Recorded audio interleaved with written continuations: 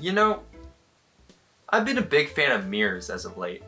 Ever since I told other people I love looking at game disc art, people started looking at me weird, like I was a copy of Odama for the Nintendo DS. So I just want to make sure I really am me and that I'm not going insane. Wait, this isn't a mirror. This is FIFA! Game discs. Now this is a combination of words that'll scare any PC gamer. These round things can be seen as mere contrivances to some, but as a collector, I feel real joy when looking at their art.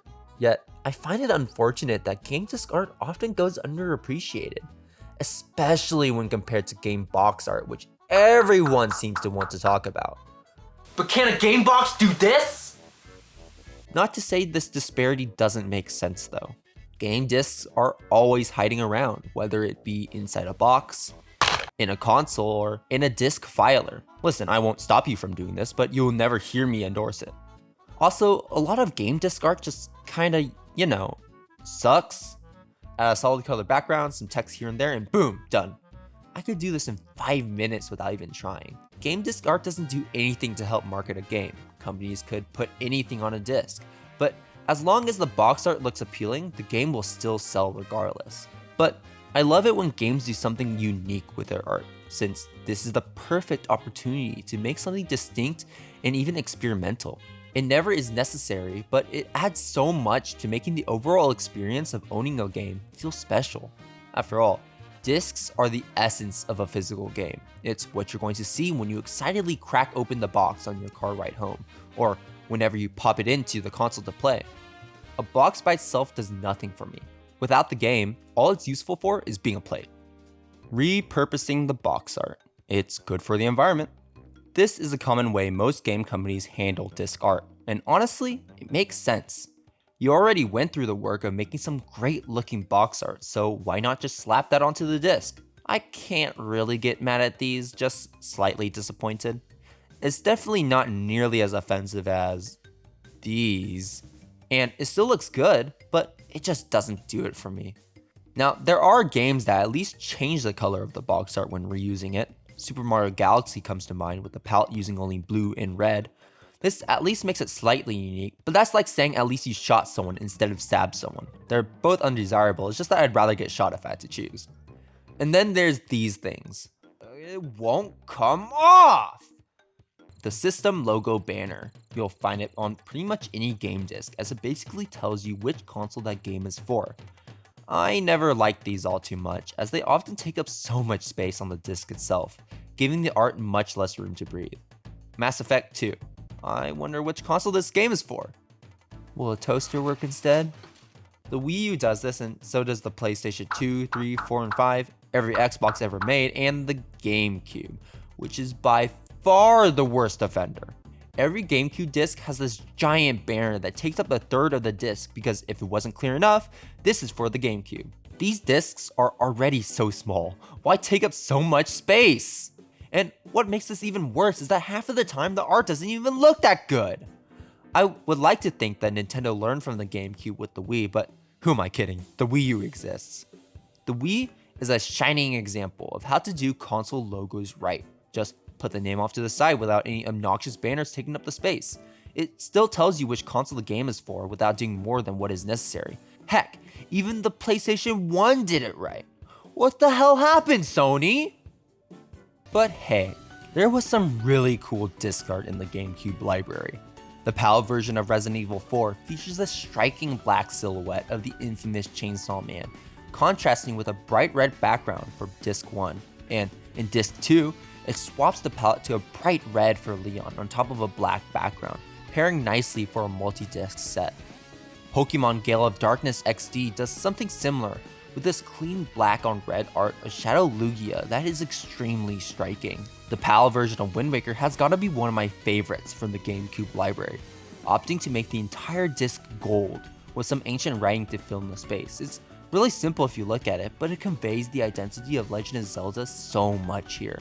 Metal Gear Solid: The Twin Snakes in its PAL release consists of a 2-disc set, with both featuring art of Snake on top of a bright blue and orange backgrounds that just look really nice. Mario Sunshine has a rather basic design, but I still kinda like it.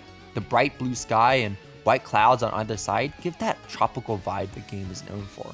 The sports games all feature their sport on the cover, which is pretty charming, and there's so many games I haven't talked about, like Super Monkey Ball, Twilight Princess, Mario Party 5, Mario Party 6, Sonic Adventure 2, Shrek 2. Now this has got to be my favorite type of disc art. The ones that use the pesky hole in the middle in interesting ways to make it so that the art is really only something that could be done on a disc. Sure, you could put some of these on a box and they could work just fine, but it doesn't feel nearly as special this way. Xenoblade Chronicles uses the hole to simulate the one inside the Monado, and it's genius, making it feel as if it's a purposeful element that adds to the art rather than detracts from it.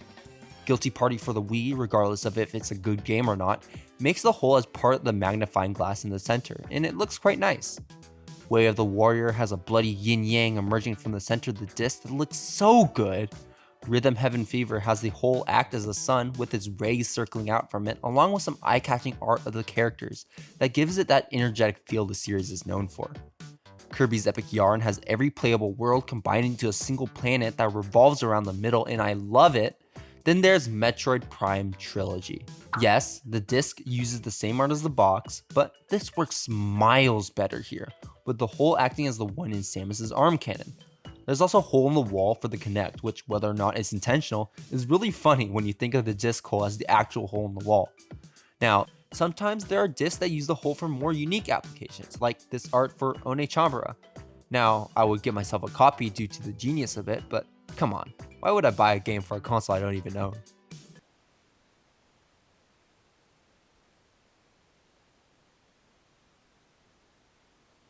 But if there is one console that rose above the rest to create some of the greatest video game disc art of all time, it's the Wii U.